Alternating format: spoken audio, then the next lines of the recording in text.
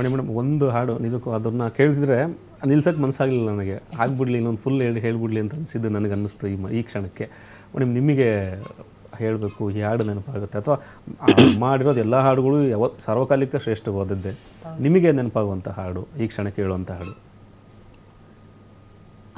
ನಮ್ಮ ತಾತಂದ ಸಂಗೀತ ಸಂಧ್ಯಾರಾಗದ್ದು.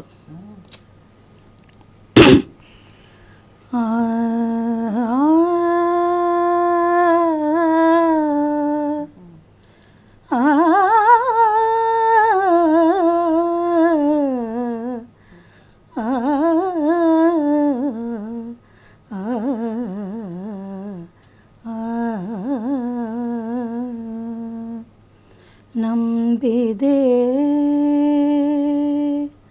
ನಿನ್ನ ನಂಬಿದೆ ನಿನ್ನ ನಾದ ದೇವತೆಯೇ ಅಭಿಮಾನ ತಳೆದ ತಾಯಿ ಭಾರತಿಯೇ ನಂಬಿದೆ ನಿನ್ನ ನಾದ ದೇವತೆಯೇ ಅಭಿಮಾನ ತಳೆದ ತಾಯಿ ಭಾರತಿಯೇ ನಂಬಿದೆ.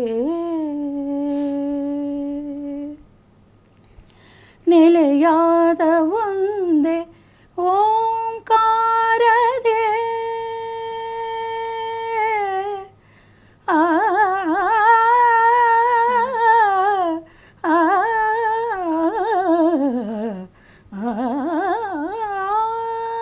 ನೆಲೆಯಾದ ಒಂದೇ ಓಂಕಾರದೆ ಲಯವಾಗಿ ಹೋದೆ ನೀ ಶಾರದೆ ನಂಬಿದೆ. ಈ ಹಾಡು ಥರನೇ ಅವರು ನಮ್ಮ ಜೀವನದಲ್ಲೂ ನಾದ ದೇವತೆ. ಅವರು ಅವರೇ ಲಯದಲ್ಲಿ ಅವರು ಹೋದ್ರೂ ನಮ್ಮ ಒಳಗಿದ್ದೇ ಇರ್ತಾರೆ. ಹೇಗೆ ಎಷ್ಟು ಇನ್ಸ್ಪೈರ್ ಆಗ್ತಾರಲ್ಲ ನಾವು ಈ ಥರ ಹಾಡುಗಳು ಹೇಳ್ತಾ. ಮತ್ತು ಹುಟ್ಟು ಬಂದಿದ್ದು ಕೂಡ ತೀರಾ ಬಡತನದಲ್ಲಿ ಏನು ತೀರಾ ಆಗಿರಲಿಲ್ಲ. ಬಟ್ ಬೆಳೀತಾ ಬೆಳೀತಾ ಬೆಳೀತಾ ಅದನ್ನು ಮೈಗೂಡಿಸ್ಕೊಂಡು ಇವತ್ತು ಇಷ್ಟು ಒಂದು ಪರ್ವತ ಶಿಖರದಂತೆ ಬೆಳೆದಂಥ ಅಮ್ಮ ಇವತ್ತು ನಮ್ಮ ಜೊತೆಗೆ ಇಲ್ಲ ಅನ್ನೋದು ನಿಜಕ್ಕೂ ಅದು ಕಷ್ಟ ಸಾಧ್ಯ. ನಾವು ಅದಕ್ಕೆ ರೂಢಿ ಆಗೋದು. ಇವಾಗಲೇ ಹೇಳ್ತಾಯಿದ್ರು ಮೇಡಮ್ ಹೇಳ್ತಾಯಿದ್ರು, ನಾವೆಲ್ಲಾದರೂ ಯಾರು SPB ನೋಡಬೇಕು ಅಂದರೆ ಇಲ್ಲಿ ಬೇರೆ ಕಡೆ ಹೋಗಬೇಕು ಅಂತೇಳಿ. ಬಟ್ ಇವತ್ತು ನಮ್ಮ ಮಣ್ಣಲ್ಲೇ ಇದ್ದಾರೆ. ಇವತ್ತು ನಾವು ಬೇಕು ಅಂದಾಗ ಅಮ್ಮನ ಹತ್ರ ಆಶೀರ್ವಾದ ತೊಗೊಂಬರ್ಬೋದು. ಎಷ್ಟೋ ಲಕ್ಷಾಂತರ ಜನ ಸಂಗೀತ ಪ್ರೇಮಿಗಳಿಗೆ, ಸಂಗೀತ ಕಲಿಯುವಂಥವ್ರಿಗೆ ಸ್ಫೂರ್ತಿ ಅವ್ರು ನಮ್ಮ ಹತ್ರದಲ್ಲೇ ಇದ್ದಾರೆ.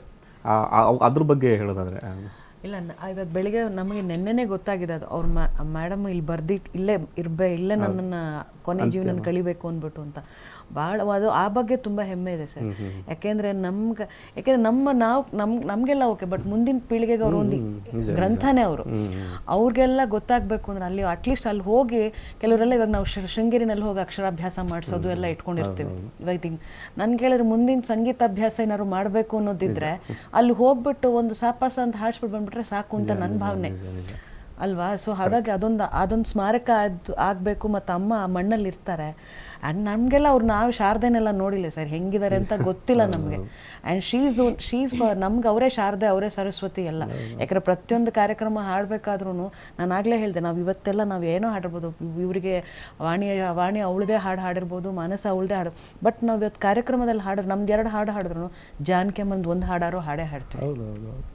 ಫಾರ್ ಎಕ್ಸಾಂಪಲ್ ಮಾನಸ ಅವ್ರ ಮೊನ್ನೆ ಅವ್ರದ್ದೊಂದು ದೊಡ್ಡ ಸಾಧನೆ ಅವ್ರದ್ದು. ನಾನು ಅವ್ರ ಬಗ್ಗೆ ಹೇಳಲೇಬೇಕು. 12 ಗಂಟೆಗಳಲ್ಲಿ ಸತತವಾಗಿ ಹಾಡಿದ್ದು. ಬೆಳಗ್ಗೆ 9 ಗಂಟೆಗೆ ಶುರು ಮಾಡಿದ್ದು ಆಕೆ ರಾತ್ರಿ 11 ಗಂಟೆ ತನಕ 87 ಹಾಡುಗಳನ್ನು ಹಾಡಿದ್ದಾಕೆ. ಆ್ಯಂಡ್ ಅವತ್ತೇ ನಮಗೆ ಗೊತ್ತಾಗಿದೆ ಇಷ್ಟು ಹಾಡುಗಳು ಕೇಳಿದ್ದೀವಿ, ಎಲ್ಲ ಕೂತ್ಕೊಂಡು ಕೇಳಿದ್ದೀವಿ. ಹಾಡುಗಳನ್ನ ಕೇಳದೇ ಇರೋದು ಯಾವುದೂ ಇಲ್ಲ. ಬಟ್ ಆ ಸಾಧನೆ, ಅಷ್ಟು ಹಾಡುಗಳನ್ನು ನಮಗೆ ಬಿಟ್ಟು ಹೋಗಿದಾರಲ್ಲ, ಕಲ್ತ್ಕೊಳ್ಳಿ ನೀವೇನು ನಾನು ಇವತ್ತು ನನ್ನ ಸ್ಟೂಡೆಂಟ್ಸ್ಗಳಿಗೂ ನಾನು ಅದನ್ನೇ ಹೇಳೋದು. ಒಂದಿಷ್ಟು ಹಾಡುಗಳನ್ನು ಪರ್ಫೆಕ್ಟಾಗಿ ಕಲ್ತ್ಬಿಟ್ಟು ನಂಬಿದೆ, ಜಯ ಗೌರಿ ಜಗದೀಶ್ವರಿ, ಈ ಥರ ಹಾಡುಗಳನ್ನು ನಾವು ಒಂದು ಕ್ಲಾಸಿಕಲ್ ಬೇಸ್ ಸಾಂಗ್ಸ್ ಒಂದು 10-12 ಅವ್ರದ್ದು ಕಲ್ತ್ಬಿಟ್ರೆ, ತಮಿಳಲ್ಲಿ ತೆಲುಗಲ್ಲಿ ಎಷ್ಟೊಂದಿದೆ, ಸಾಗರ ಸಂಗಮ ಇದೆ ಎಲ್ಲ, ಅದು ಕಲ್ತ್ಬಿಟ್ರೆ ಪರ್ಫೆಕ್ಟ್ ಅಂತ ಹೇಳಿದ್ರು ಕ್ಲೀನ್ ಸಿಂಗರ್ ಆಗ್ತದೆ.